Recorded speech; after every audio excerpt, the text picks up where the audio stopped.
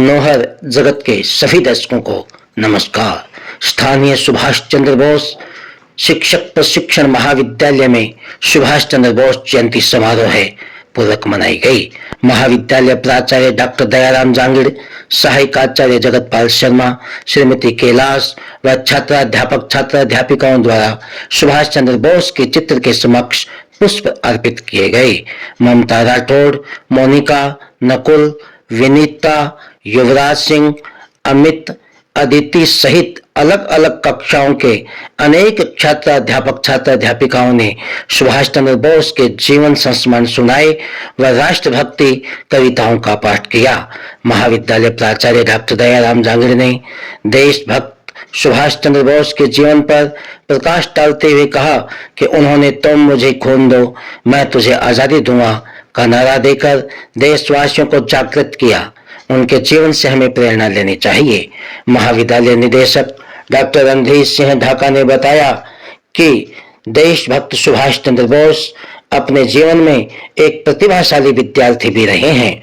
उन्होंने सिविल सेवा की परीक्षा पास की और प्रशासनिक सेवा के लिए चयनित हुए, लेकिन उन्होंने अपने स्वाभिमान और देश को आजाद करवाने के उद्देश्य से अंग्रेजों की गुलामी स्वीकार नहीं की और प्रशासनिक सेवा जैसी नौकरी को ठुकरा दिया।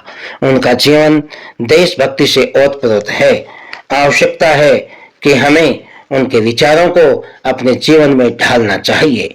इस मौके पर सहायक आचार्य हरदत्त सिंह, किशनलाल गोस्वामी, गोविंद सिंह, दिनेश बाडेतिया, पूर्णमल जांगिड़, दिनेश कसवा, राकेश सैनी, सुरेंद्र पाल सहारण, देवीलाल गोस्वामी सहित समस्त स्टाफ उपस्थित रहा। कार्यक्रम का शानदार मंच संचालन सहायक आचार्य जयमल गोस्वामी ने किया। धन्यवाद। उनकी सोच सकारात्मक नहीं हो, उनके पास काम ना करने के हजार आदमी होते हैं।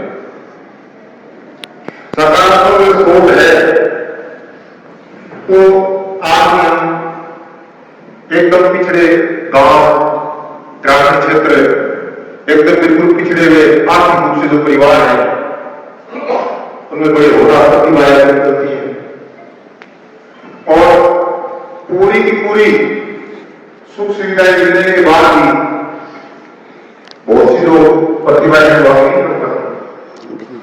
ऐसे ही लोगों में है जब देश की आजादी का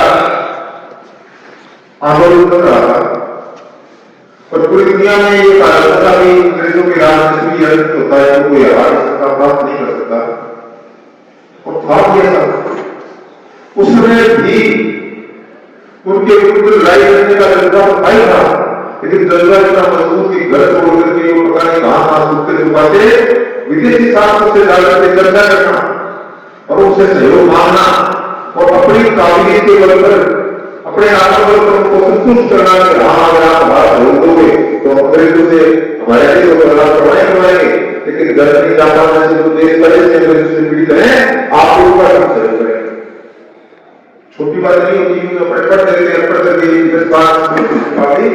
जब त्यागों में हो और आप लोग उसमें जो आप इतना भी नहीं था, जैसे उसे अफगानिस्तान हो, पाकिस्तान तो भारत का ऐसा बैठ था, चाहे ऊपर का हिस्सा आप लोग एरिया था, सब जगह में उतारा था, इधर ब्रह्मा वगैरह सब था, तो उससे पूरी उनकी सिस्टम को भेज करके और बिना उनको पता लगे छुप करके घर से निकलना और जर्मनी तक पहुंचना। यूं भी नहीं था उनके पास कोई ऐसे संसाधन भी घर से हुए जाकर के जर्मनी उतर गए होंगे, लेकिन आत्मबल और देश के कुछ करने का जज्बा था। सीमित साथ उनकी वो करके दिखाया। आज तो लोग कहते हैं देश 1547 में आजाद हुआ, लेकिन 1945 में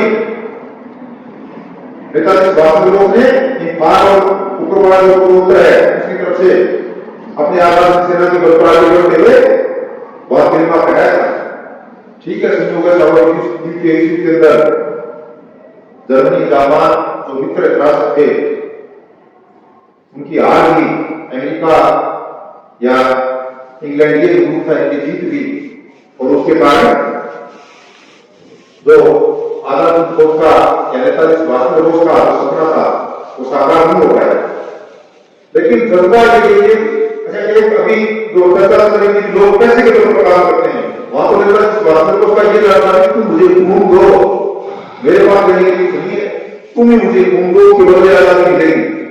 कई बार हमारे दिमाग में ये बात हो कि नेताजी सुभाष चंद्र बोस के पास पता नहीं अथाह संपदा होगी, उसके बरकत उन्होंने काम किया ना कुछ नहीं था, सामने वालों की खून मांग लेंगे कि तुम मुझे खून दो मैं तुम्हें आजादी दूंगा। लेकिन उन लोगों के मन में ये जज्बा बैठा कि आप अंग्रेजी सेना के सिपाही हो। आप लोगों की तरह ध्यान हो, आपने याद करा होगा आजाद फौज के अंदर जो सेना में जो भर्ती लोग थे वो वही लोग थे जो अंग्रेजी सेना में यहाँ भर्ती थे और जनवरी और जापान उनको गलत बना दिया था। तो हिटलर से और जापान के साथ उन्होंने बात की ये फायदे से सैनिक है, पहले तो अंग्रेजों की तरफ से लड़ रहे थे, लेकिन अब मैं इनको इस तरीके से तैयार करूंगा, इनके देशभक्ति का जज्बा इस तरीके से करूंगा कि ये उनके विरुद्ध लड़ेंगे अंग्रेजों के, और उसी का नाम आजाद सेना था। तो दो सैनिक अंग्रेजी सेना के अंदर पैसे के लिए भर्ती हुए थे और जो अंग्रेजों की तरफ से पूरी दुनिया में लड़ रहे थे वही सैनिक आजाद सेना के सैनिक बन करके और भारत को आजाद कराने के लिए ये उनके अंदर मोटिवेशन पैदा किया होगा, दिमाग उनका फ्रेश किया होगा, उनके दिमाग में ये बात बैठाई होगी कि देशभक्ति भी कोई चीज होती है और देश से बढ़ती कोई संरक्षण होता है, उससे बड़ी कोई चीज नहीं होती। लेकिन ये सब करने के लिए हम लोगों को आत्मबल की जरूरत होती है।